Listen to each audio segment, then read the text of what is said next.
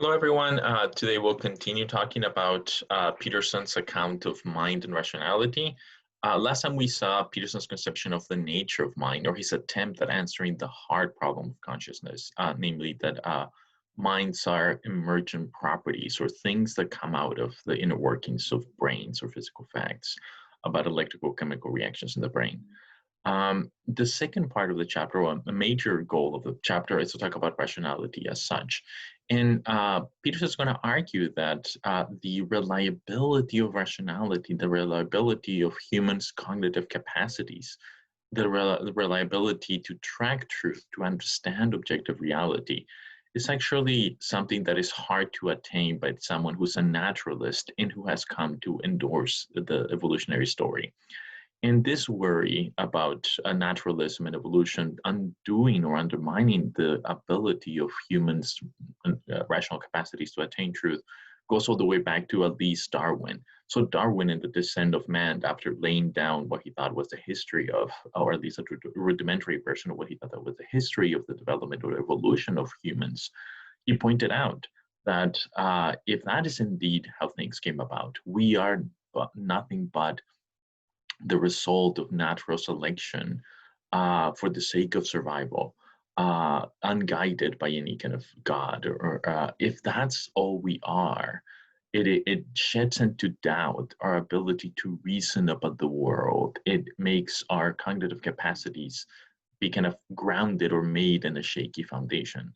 And that thought is a thought that has been made a lot more precise by contemporary philosophers.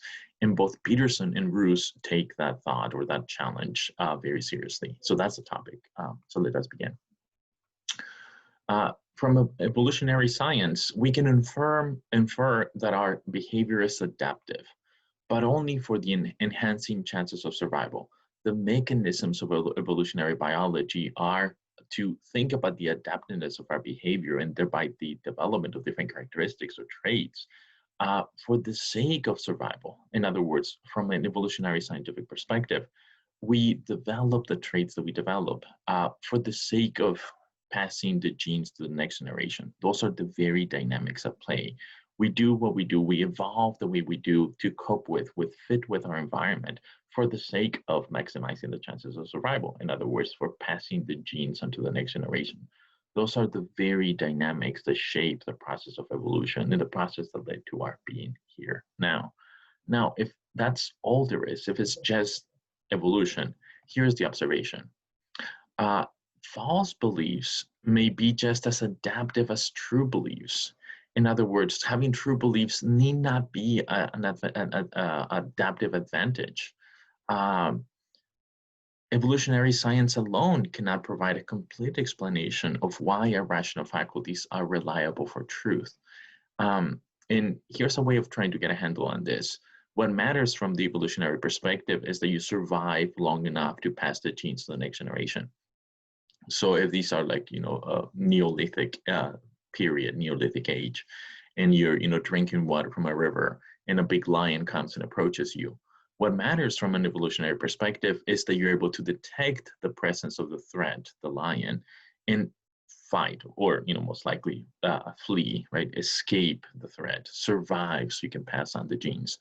And what you think, or whether you think, whether you have any beliefs at all, is just irrelevant. What matters is that you get up and run away from the lion. So if you think something that, thought develops, evolves, and then you're a thinking being, and when you think is something like, oh, what adorable cuddly little bear, little lion, let me play hide and seek with it, and you get up and run, and as the tiger and the lion is following you, you think, oh, we're playing hide and seek, and I'm not gonna let him catch me, right? You have some such story that gives rise to you getting up and leaving. That's fine, as long as you get up and leave, right? Or if you form the belief, hey, the lion is yellow is deadly, let me run away from the deadly yellow, and then you get up and run from the deadly yellow. It doesn't matter as long as you get up and run. Or if you form the belief, I love animals that look like that. A way of expressing my love is by getting up and running away. So you get up and run away to express your love for animals like that. In other words, none of those beliefs, it doesn't really matter what the belief is. It doesn't matter that you have a belief. The only thing that matters from the evolutionary perspective is that you get up and run. And likewise for passing the genes. What matters is not your philosophy of sex. What matters is that at some point you manage to pass the genes on to the next generation. Why you do it? If you think you're, following God's will, or if you think that you're just succumbing to your natural inclinations or lusts, or if you don't think at all, right? It doesn't really matter that you think something or whether you think. It matters that you get together and have sex with someone. That's what matters for the sake of passing on the genes on the next generation. From an evolutionary perspective, what's going on in your mind, or even whether you have a mind, is just irrelevant. Whether the belief is true or false, whether you have any beliefs. What matters is that you can detect the threat, run away from the threat. You can detect the possibility of passing on the genes and engage in the kind of activities that give rise to passing on the genes, have sex. That's what matters from an evolutionary perspective. That you have true or false beliefs is just irrelevant. And a different way of saying that is that having true beliefs is not going to be advantageous, or it's not going to increase the chances of survival. At least it need not to, right? False beliefs will do just as well, or no beliefs will do just as well. So natural selection is not going to select for true beliefs, or need not select for true beliefs. It's going to select for adaptive behavior for the sake of survival. And that's the kind of the main point. And Alvin Plantinga, contemporary philosopher, he has made this kind of intuitive idea, this intuitive worry, a lot more precise. And he has argued that evolutionary naturalism as a worldview is self-undercutting. I'll define what that means shortly. But kind of the main criticism he makes, and then Peterson accepts this criticism, and then Roos is moved by this criticism. The main criticism is that one cannot rationally accept both evolution and naturalism.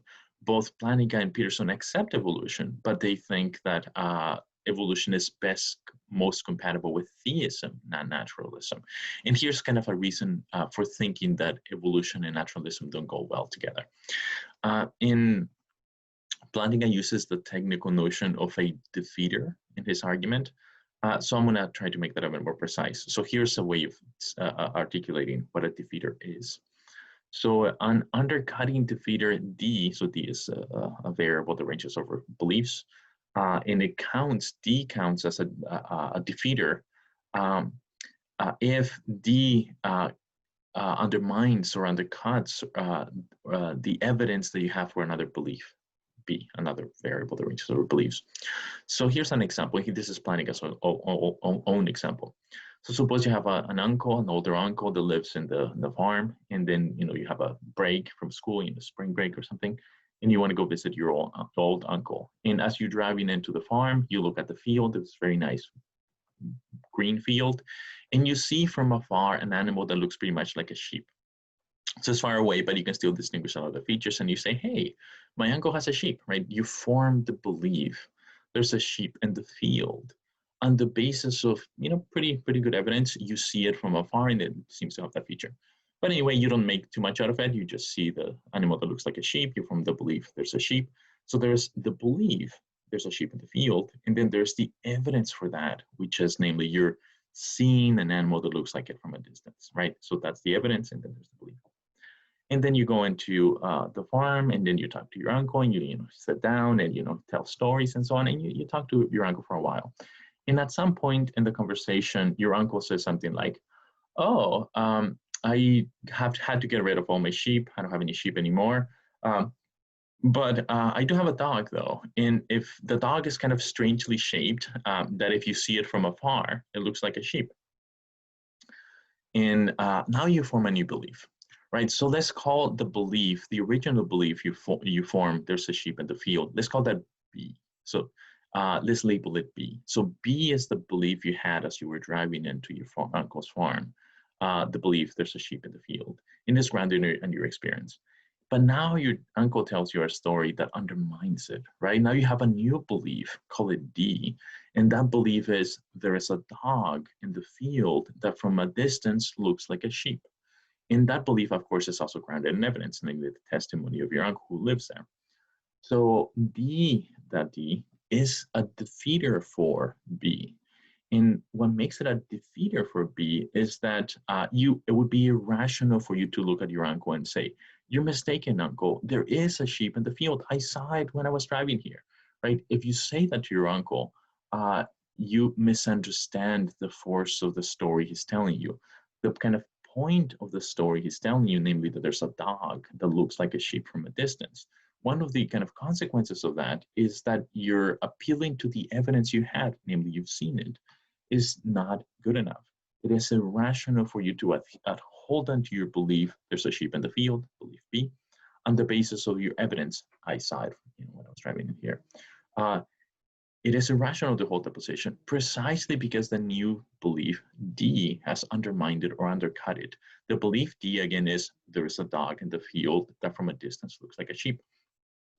So that's an example of a defeater. That belief D defeats your belief B. And that's kind of interesting to know because it tells you about the way in which one responds to evidence and one ought to reasonably respond to evidence. It's worth noting that defeaters are themselves beliefs, and which means that defeaters can themselves be defeated. In other words, that you hold a belief on the basis of some evidence, and then you come across a defeater, you form another belief that undermines the evidence you originally had for the original belief. Then that settled the story, right? You can then find defeaters for your new belief, your belief that is a defeater for the other belief. So let's build that into the story to illustrate this. Suppose that you keep talking to your uncle, and after he tells you the story about the dog, you realize realize the implications of that and think, oh, my belief B that there's a dog in the field has been defeated. I no longer have any good evidence, right? The evidence has been undermined, or the connection between the evidence and the belief has been undermined by this defeater, this new belief. And you continue talking to your uncle, right? Things are great. Later in the evening, though, it turns out that the uncle's daughter lives there, that she's younger. She came to live with her dad. And then you start talking to her. And you ask her, oh, why did you live at the farm? I thought you didn't like this kind of lifestyle. You went to the city and so on. And she tells you the following story. I love my life at the farm. I'm sorry, the city. I prefer not to be at the farm. However, my dad is getting old. His faculties are not as they used to be. He's not as sharp as he used to be. He's suffering some kind of a dementia or some kind of a mental debilitating. He has a mental debilitating disease or illness. For example, he keeps telling people that there is this dog that looks like a sheep in the field, but he cannot remember that the dog that he's talking about died 5 years ago, and we just when it died, we got a sheep, and now we have a sheep in the field. So now you have a defeater for your previous defeater, right? So your belief B that there's a sheep in the field was grounded in your experience, your vision. Then the belief D that there's a dog that looks like a sheep from a distance defeated belief B. But now a new belief, call it A, defeats your belief D, right? So your cousin, who's younger, sharper, alert, you know her well, you know she's a trustworthy person, has given you evidence to now defeat the belief D that you had, namely that there's a dog that looks like a sheep in the field, precisely by undermining the testimony of your uncle, which was the evidence for belief D. So, and the story can continue, right? Let's just end there. Let's suppose that your cousin is trustworthy, you have good evidence for that, and that's the end of it.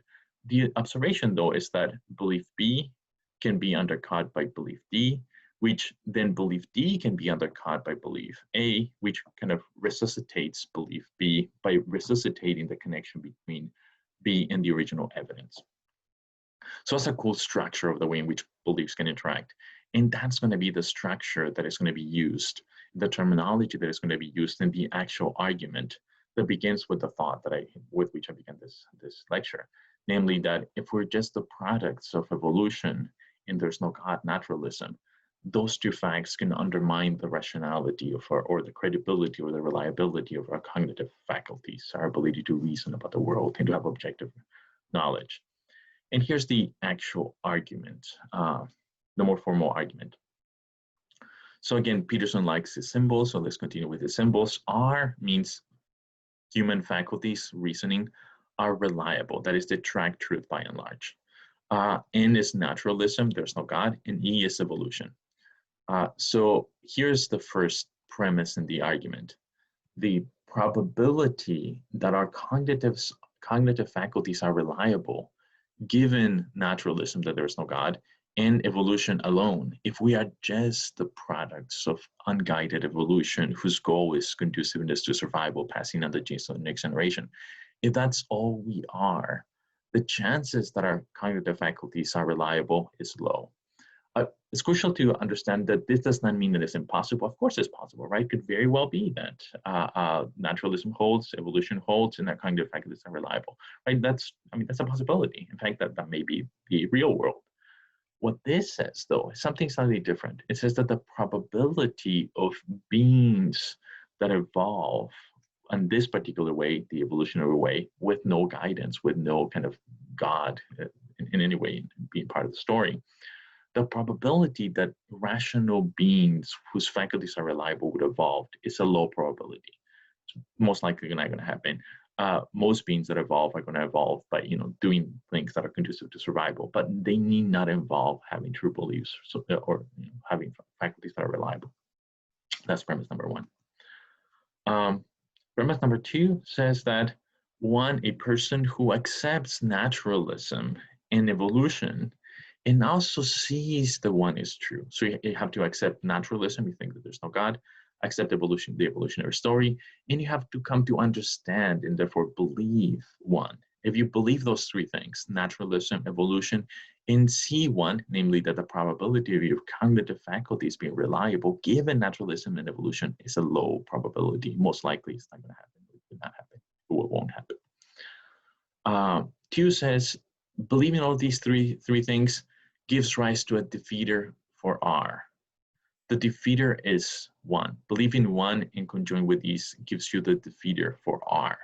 R, again, is that your cognitive faculties are reliable. If you accept naturalism and accept evolution, one becomes a defeater for your cognitive faculties being reliable. Because if what gave rise to yourself was just unguided evolution, most likely your cognitive faculties are not reliable. So you have a defeater for thinking that your cognitive faculties are reliable. That's premise number two. Here's premise number three. This defeater cannot be defeated. There's no way of going about undermining this defeater that's been put forth. Why? Because the way in which you go about undermining defeaters is by putting forth evidence, putting forth arguments, and so on. In other words, you rely upon the very cognitive faculties that are being undermined by this defeater, namely your cognitive faculties. If you've been given a defeater for your cognitive faculties being reliable, appealing to those cognitive faculties to try to undermine it is misunderstanding the point of the defeater. It's like in the example, telling your uncle in the first part of the story, no, you're mistaken about the dog. There's a sheep. I saw it, right? Appealing to the evidence. I saw it. When the defeater has been given, it's being irrational. That's not tracking what the defeater is doing to your beliefs, into your, how you should be reasonably responding to your beliefs and your evidence. 4, one who has a defeater for R, one who has a defeater for the belief that your cognitive faculties are reliable, has a defeater for every one of the beliefs that come out of your cognitive faculties, namely all of your beliefs. And we're talking about someone who accepts naturalism and evolution. So if you accept naturalism and evolution, premise 1 gives you a defeater for your cognitive faculties being reliable. And if you have a defeater for your cognitive faculties being reliable, you have a defeater for every one of your beliefs that comes out of your cognitive faculties. And here are a couple of beliefs that come out of your faculties: evolution and naturalism. You have reasons to believe that those cannot be true, or at least that you do not know those to be true. Sorry, that's slightly different. So here's the conclusion that Plantinga puts forth. Therefore, naturalism and evolution is self-defeating and can be rationally accepted. Notice that this does not say evolution is rationally, cannot be, evolution is self-undermining, self-defeating, it cannot be rationally accepted. Both Peterson and Plantinga accept evolution. They just think that evolution coupled with naturalism is what undermines one's ability to think credibly, reasonably, and then to think that one's ability to think credibly, reasonably is reliable. And that's the heart of the problem. So this argument has made a big splash. A lot of people have engaged with it. There's a lot of, you can take a whole course just trying to figure out what's going on behind this argument, how good it is, how bad it is, look at the responses. For our purposes, both Peterson and Roos take it very seriously. And here's what Peterson thinks. Evolution is a good theory. We have very good evidence for thinking it is true, so we should think it is true. But naturalism we can abandon. Theism conceptually links the realist idea of rational knowers, right? Those are the knowers that know by having representations or beliefs about the mind-independent world, the way the mind-independent world is. So theism conceptually links the realist idea of rational knowers into a rational, knowledgeable world to the idea of a rational creator. God is reasonable. He has reason. He's intelligible.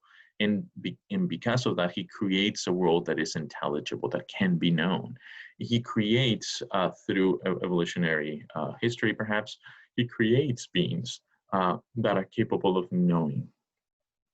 And God, it becomes the link that ensures that the capacity for knowledge of the beings that he creates, the rational beings he creates, humans, it's adequate, it's reliable for knowing reality, the intelligible reality that God creates.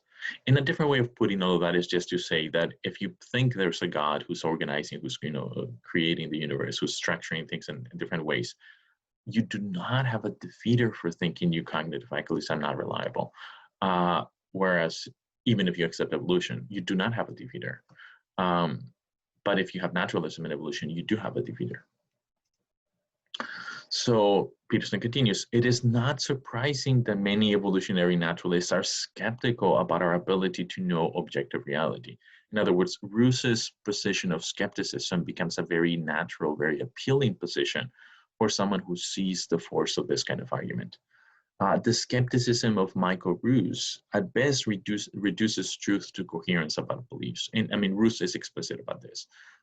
We cannot know reality as it is. And one of the reasons he thinks that is because he thinks we are just the results of natural unguided evolution for the sake of conduciveness or survival, passing on the genes to the next generation.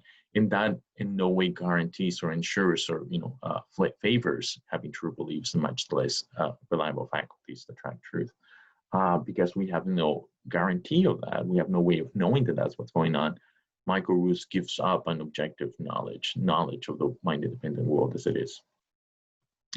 So Peterson concludes, theism is the proper home view of rationality. When rationality means the capacity of humans to know objective reality. If you think humans are capable of knowing objective reality and evolution holds, the most natural, most kind of reasonable position to hold is that there's a God that's organizing things in such a way so that you don't have a defeater for your belief that your cognitive faculties are reliable. And that's the end of Peterson's part of the chapter. I'll see you next time. Bye.